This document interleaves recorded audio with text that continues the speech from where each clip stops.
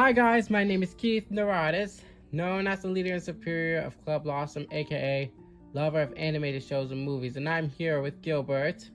It's Morbin time. And Colby. It's Mobius time. Whatever. Oh my god. So first I always wanted to say that. I honestly did. Oh wow. So first things first, how are we doing this lovely Saturday afternoon? I started reading Superman Funeral for a Friend. As this recording, I'm hearing that Film Rise has acquired rights for Rooster Teeth web series, including Red vs. Blue and Camp Camp. I am very excited to hear that Camp Camp is being distributed, elsewhere, or hopefully gets more recognition. Yeah. Pretty funny show. Yeah. As of this recording, seriously, it has been a week now. The finale of King's Tide still had me spooked to this very day. We're still talking about King's Tide. And what makes things even funnier is that I think Dana Terrace was having some sort of interview. I think it was on Instagram. And I haven't watched the interview myself, but some people have recapped it. And Rebecca Rose, bless her heart, wrote up who's who in the coven. And I'll get to those names afterwards, but hey, at least we know their names. Yeah, I think it was another interview before that, which was on Instagram Live through CC Jones' account. His name is Sissy Jones, Yes. Is it? Sissy? Sissy. Oh my god. But I do know the voice actor. She played Lilith. I'm sorry. Like I said, it's been a week. My thoughts is still, I'm still collecting my thoughts over what we witnessed here. And, in the case, if I sound different here, I am recording this on my phone. It's a very weird experience. Yeah, I know, it's okay. Oh my god, with that said, we should get to King's Tide. Synopsis: The Day of Unity begins. We don't belong here. I'm not like you! We're here to help. Did you really think we wouldn't follow you? Yeah, girl, get with it. You guys are literally the coolest!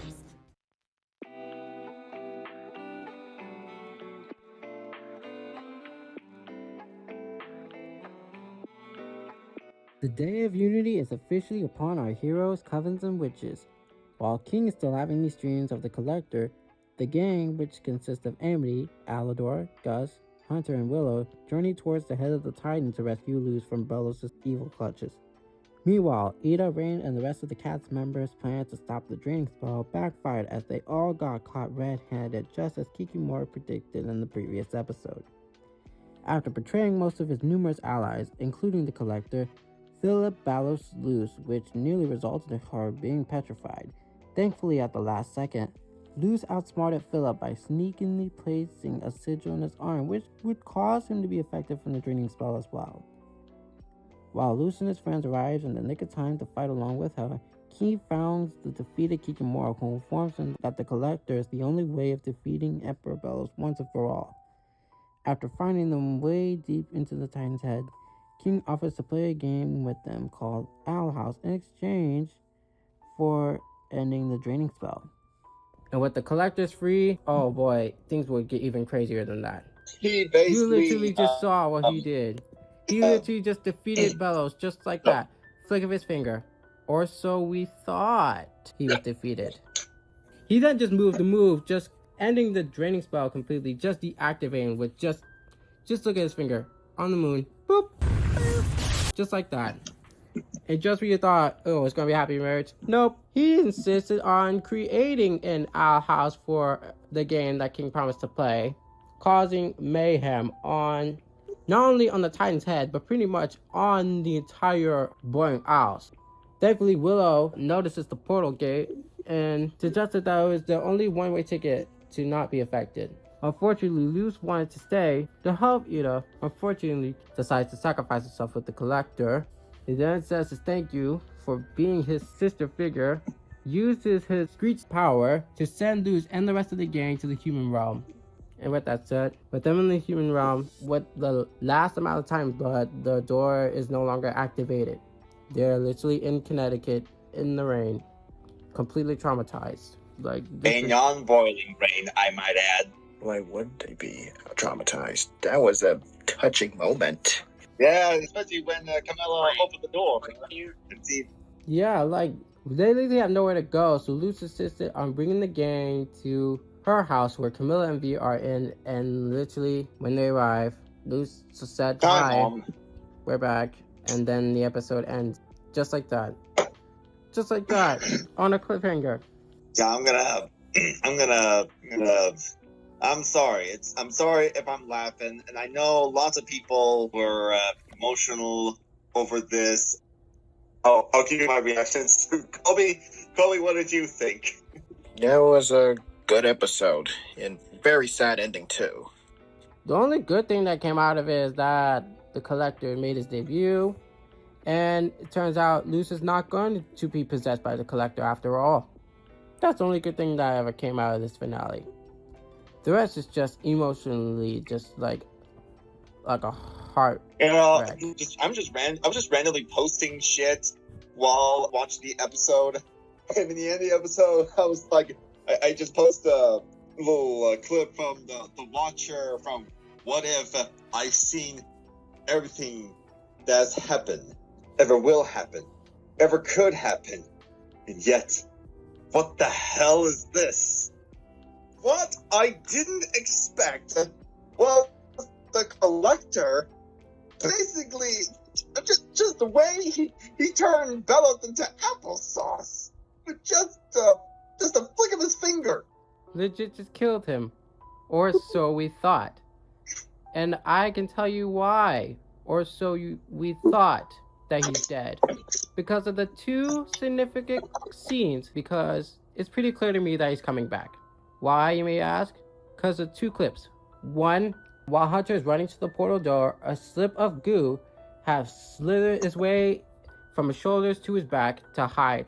And clip number two was Hunter, literally on the end the credits. group landed. Yeah. Honestly, this kind of reminds from how we just seeped into that snail. Yeah. And I'm thinking to myself, like, we're gonna see a more horrific version of the Lich soon. That's the vibe I'm getting.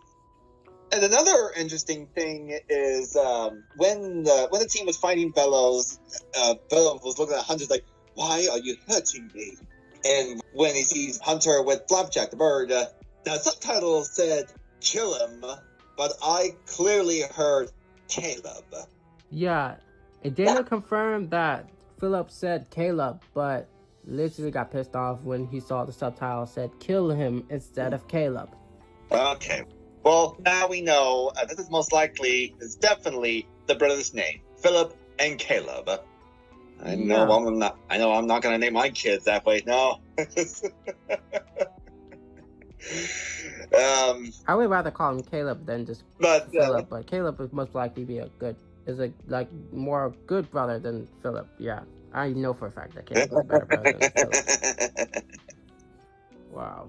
Speaking of which, I heard when Hunslow was brought up to Dana, she was like, I think I heard she was screaming, like, It was kind of like unexpected question there. So I guess we can kind of get to say, yeah, it sounds like it's a thing if it wasn't already.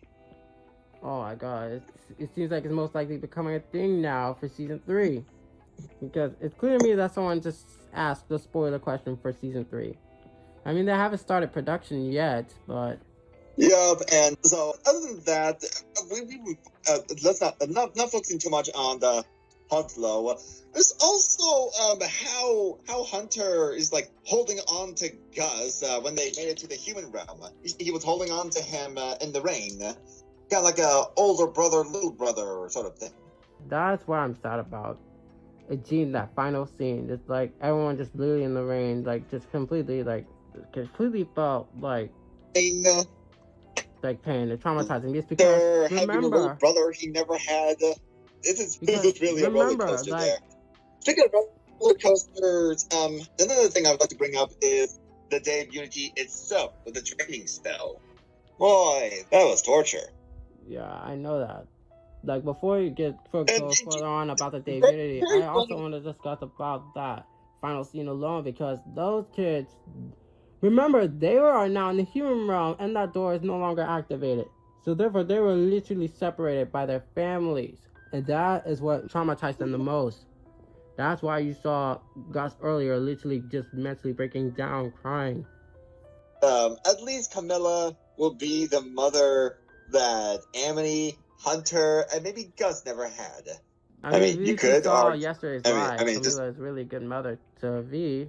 Further on, reaching out, she's starting to be a good mother to V again. She'll do it again throughout the 3 episodes of season 3. Like for everybody. Yeah, I've noticed that V has been cooking a lot lately, based on the 2 scenes, you know? Yeah. Well, what's another funny thing is that I can definitely tell when King's Tide took place. It took place after Amphibia's season finale, All In.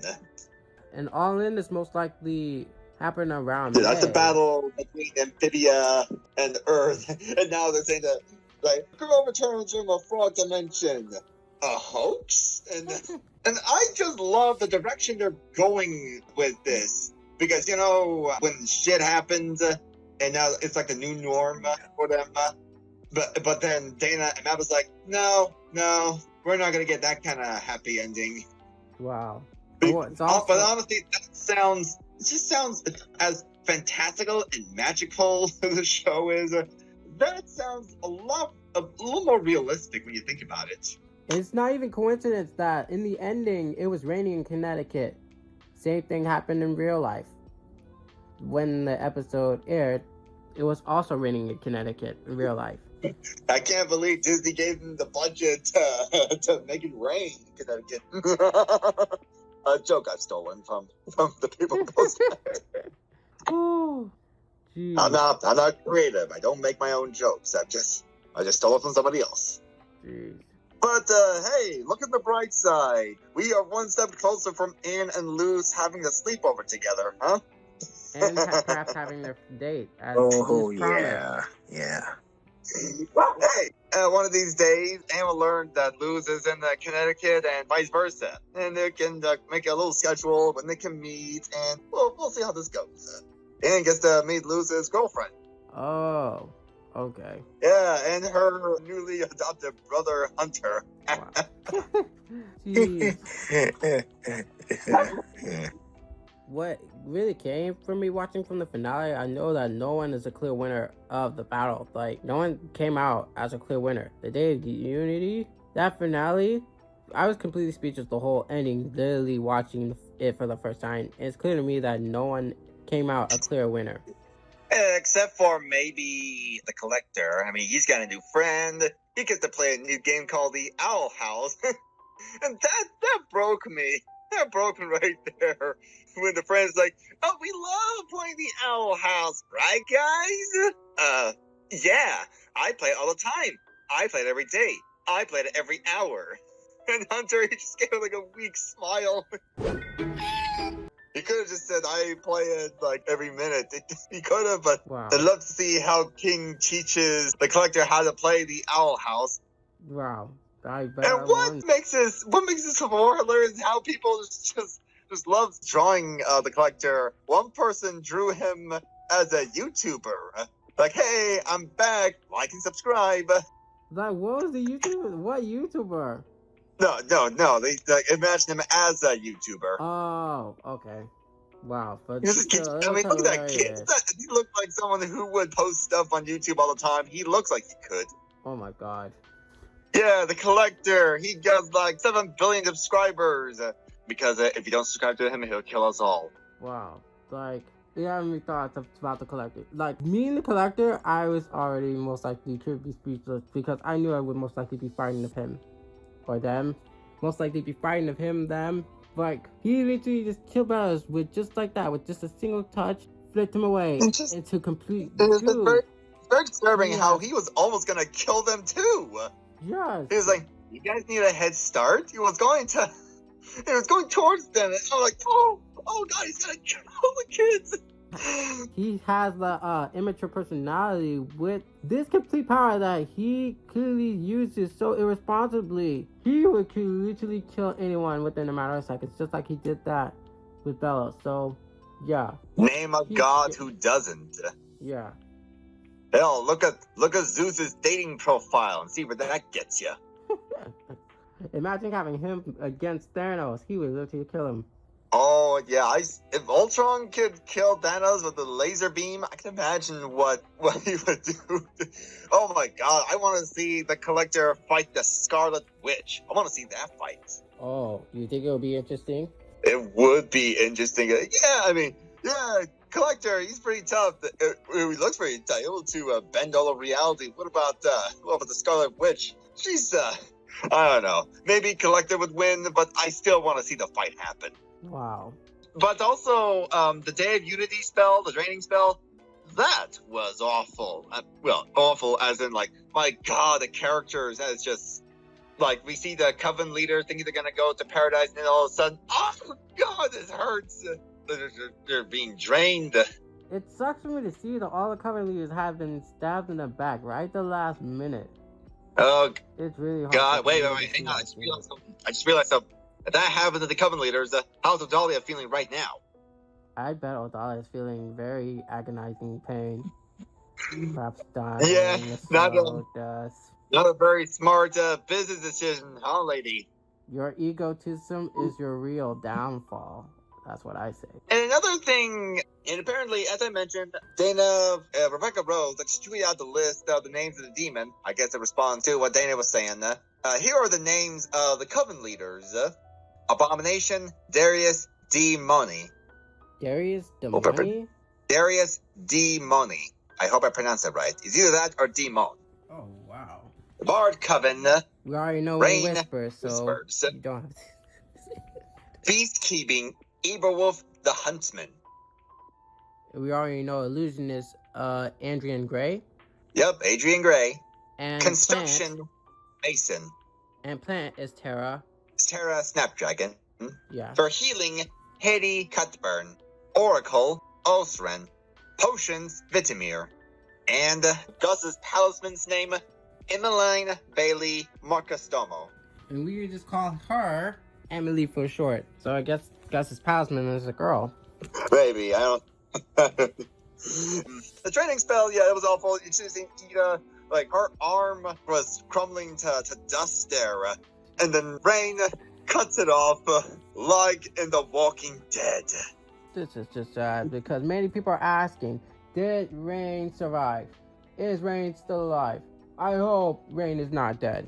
They cannot just kill them like that. They're probably severely injured with those, I don't know, with some back crap on them. It's gonna take years of physical therapy for them to fully recover, my guess.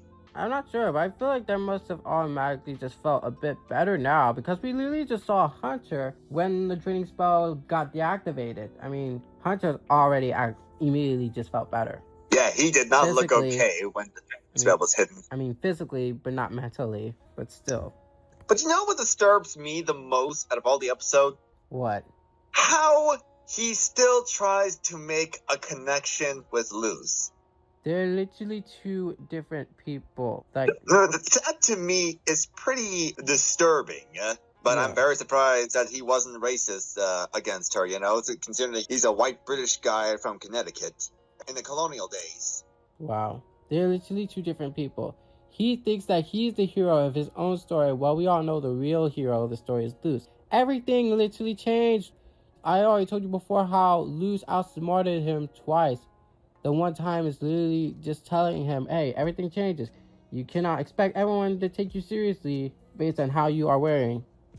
And another thing that's also what I've heard some people are saying is that somehow the curator guy or the crazy conspiracy guy in the museum back at Gracefield, that he could be the descendants of the Witaban.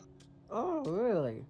Just a possibility, you know. I'm not definitely saying anything, but I can say he might play a huge role in season 3. You know, just judging from how obsessed he is about trying to find an alien. Oh, wow. What's he going to think when he sees 4 kids with elf ears? Oh yeah, they should. I do not want to see him again because you know what he did to V. I do not want the same thing to happen to the four witches Hexite kids because they've been through enough for one day. Hey, maybe they could say they're LARPing enthusiasts. Or with that said, like, what were your favorite moments? Were there any of your favorite moments that came from this finale? Well, I think as I mentioned that the collector just basically just killed him, which I got an Omni-Man flashback. Yeah, me too. Like when Omni-Man crushed that guy's head in the last episode, that's the vibe I got from the collector just flattering Bellows on the wall. Or so you think, because remember, the bit of goop I landed didn't onto say Hunter. dead. I didn't say dead, but come on, that's just gruesome. Yeah, and I even heard that it was gonna be splattered all over Hunter. That's just. oh yeah, I was about to talk about that. They were originally going to have him being covered in the goop, which would still have Bellows somehow achieving his goal to the human realm, but still. Okay, this may sound bad. This is just a whole new level of traumatization. I want that deleted. I want that deleted scene to happen. I can just imagine how Hunter I know the feel. poor boy has been through enough. Yeah, just stop. You know, it's like you love making children suffer on your show. I mean, hell, just look at Kid Cosmic. That boy gonna see his dead parents again, knowing it's not real. That's awful, but I can't help but think, what else can we do to make it worse? Oh man, I don't want to know because of season 3, it might get even worse. It may. Well, I guess we'll have to see. Each episode is going to be 44 minutes long. And, you know, some people, myself included, think, I don't know how this is going to work. If you got treated as bad, you got this short amount of time. But just look how much they could do. They even admitted they wanted something like the collector to come out, but with the show being cut short, they decided, screw it, make him the bad guy. And they managed to make it work. Yeah, if they were to make it work at the finale, introducing us another elephant in the room, then I can hopefully sure with the trilogy episodes of season 3, Dana will do whatever she can to deliver us like one of the best 3 44-minute episodes that we see from that season. Yeah, I gotta say, I'm not sure how much is gonna happen. But hypothetically speaking, we are one step closer to having a crossover Gravity Falls, Amphibia, and the Owl House, if you think about it. Yeah. So that was my favorite part, is the collector just being the collector. And it's still very disturbing seeing the connection with collector, who is basically a god, and king, who is a titan. I can't stop thinking about mythology, of how the gods and titans were enemies. There were a few titans in mythology who sided with the gods, but for the most part, it did not end well. Wow. And, oh god, King is in such deep shit. And speaking of King, we knew that the last decoded message would be lies, which was spotted when they were about to run their way to the portal door, and they spotted the last decoded word, lies. So now we have our official Season 2 decoded message. Seething seas and puppet strings. He no longer dreams of kings. As above rush darkened skies, as below his father lies. That is just beyond terrible when you think about it. Having literally on King's dad. Oh. Now I can realize what it meant. For the first line, seething seas and puppet strings. King is now the official puppet, most likely the puppet of the collector. That's how I can see it as.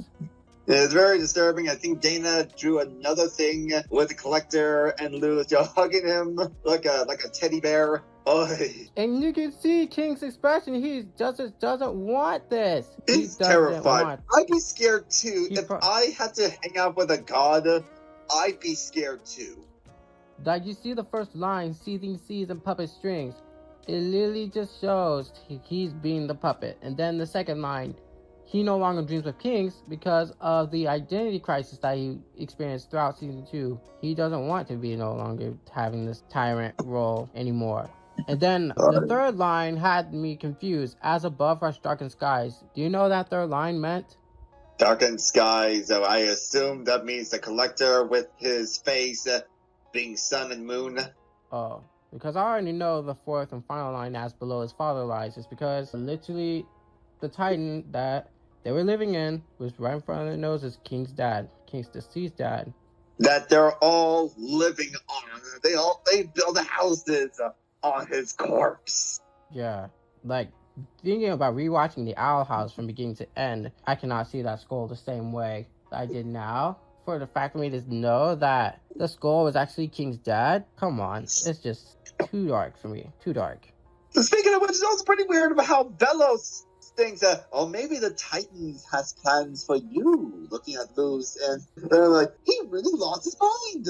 I mean, he probably lost it a long time ago, but just that sentence is like, damn, he's crazy. He's nuts, so. Leave him alone, stop. Yeah, if you thought all the following characters are bad, such as the people that I hate, Basha, to Snapdragon, Kikimora, or pretty much characters that I dislike, or like Adalia, hated her, think about Emperor Belos. He has gone from 0 to 100 type of like insanity of being the antagonist of the show. Speaking of which, where's Basha? When you think about it, where was she during the school fight? I'll tell you where she was. She was crawling around the school trying to find a perfect hiding spot. You're referring to that comic, are you? Yeah. Mark my words, that is where Basha is. She was hiding this whole time, trying to avoid the fight. Oh my god. Yeah. Well, there's this one tiny little cameo by a certain girl. Yes. You know who I I'm know. talking about, right? Yes, with Anne Boone Choi making headlines in the tabloids. Oh. Yeah. It's still pretty amazing. But I know people say that the crossover is non-canon, okay? Just stop thinking about the connection. Yeah, it's like, oh my god. Jeez. Really, Oh. that was it. With King's Tide, Seek the Key for the Lock, that's it now. What can we now expect for season 3? Like, we know it's 3 44-minute specials, but geez, we already in a week into hiatus mode, and geez Louise. Well, here I have some thoughts of what we could expect from season 3. Yeah? Okay, I'm betting each episode is gonna be about the different situation we have with each character. Like, here's my prediction: the first episode, we're gonna be on Earth. With everyone trying to figure out the human lifestyle. Maybe Hunter, Willow, and Gus could go to the movie. I heard Morbius is going to be out for a week, so maybe they could watch that. Yeah, Morbius. Yeah, I'm gonna have to. If they were actually just like have them watch like a parody version of Morbius, I would laugh. Mark my words, if that happens, I'm gonna die. Oh wow. Like the whole fandom would have lost it. That's just a hypothetical scenario. Luz could see the cheerleader again. Someone made a little comment of that little cheerleader girl we see in the first episode. And then just very surprised that Luz has got a girlfriend. Hey, look at that. The weirdo's got a girlfriend who's got purple hair. Wow. And we could also likely expect that the conspiracy guy will try to stalk them like Mr. Crocker in the Fairly Odd Parents. Oh wow, really? That's my guess. That's my guess that would happen. That made me question. How do we actually free himself? Because last time I saw him, he was in that cage. I'm sure someone will find him. He must have friends, I assume. I mean, these conspiracy nuts, they gotta have some sort of connection. Second episode, my best guess. It's gonna take place strictly at the Boiling Isles, where King, he's playing with the Collector, but he's, just pretending to have fun because he's just downright terrified and trying to find Ida. Meanwhile, everyone else is trying to gather together, trying to figure out what the hell is going on, but they're unaware about the Collector. Like, they don't know anything about him. I'm surprised that King is the only person that knows about the Collector. Oh my god, what about Steve? Steve! Oh my god! And who Where is he? Lilith? Where's Steve? What's happening? Principal Bob Where'd got he a go? schedule and he must have got infected too. Is he okay? Oh, what if he's the traitor? Oh my god. I don't know what's gonna happen, man, but somehow Steve is connected with it. That's my other best guess. He is connected to this whole deal. But I hope to God that Steve gets reconnected with Bartholomew. That's all I want. I want him to reconnect with Bartholomew because, damn it, they deserve it. They deserve to have one moment of brotherly love with each other.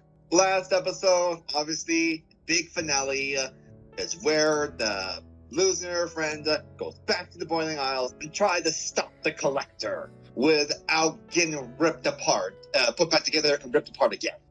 Unfortunately, like you literally saw in the end credits and the other scene, that Emperor Bellos is a goop, so that will cause an even bigger problem on the third season because Bellos somehow made his way to the human realm. Lisa saw it when he slithered his way through Hunter's shoulder. And oh my again, God, on what? the end credits. I would think, oh my God, wait, hang on. What if, I know some people think he might take over Hunter, but what if he tries taking over the conspiracy guy? Since he's have a deep connection with the Winter Band, he might take over. That's not so. He might take over him. Oh my God. I'm beyond nervous right now. Oh. You know, when it comes to predictions, Dana managed to pull over a 180 on us. Yeah. Like I said before, Dana's always full of surprises. She's always full of surprises. Her, Matt, Alex,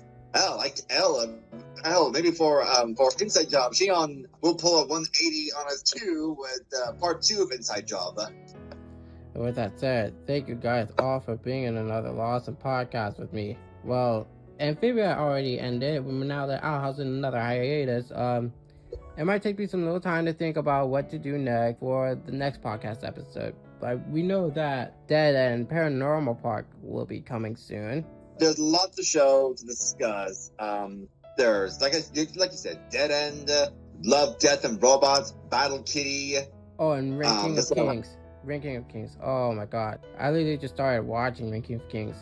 That's probably one that probably won't be able to do much with you guys, but hopefully there'll be more anime fans around here who would love to talk about Rankings of Kings with you. Yeah. And not to mention, we also got more anime movies coming out, like there's Lightyear. Yeah, Lightyear is also this year. I forgot. And plus, the Ghost of Molly McGee is on the weekly. We also got The Bad Guys, and I guess if you guys are all feeling daring, there's also Chippendale Rescue Rangers. Spoiler alert, I don't like it, but if you all want to hear my thoughts on it, just hit me up. I don't know what happened wrong with me. I did not watch The Bad Guys. I want to watch The Bad Guys, but because of schooling, I haven't even thought of watching The Bad Guys. But I have to watch The Bad Guys. Well, I believe The Bad Guys is out on digital and on the DVD and Blu-ray. I think it's gonna be out this month in June. Okay, this is my only goal. I have to get through watching The Bad Guys. And with that said, make sure to drop like and subscribe. Click on the notification bell so that way you won't miss out on any more of our animation content. And with that said, I bid you peace. Bye. Say bye, everyone. Adios. Yes. Watch the Bad Guys. And watch the Owl House. Jeez Louise.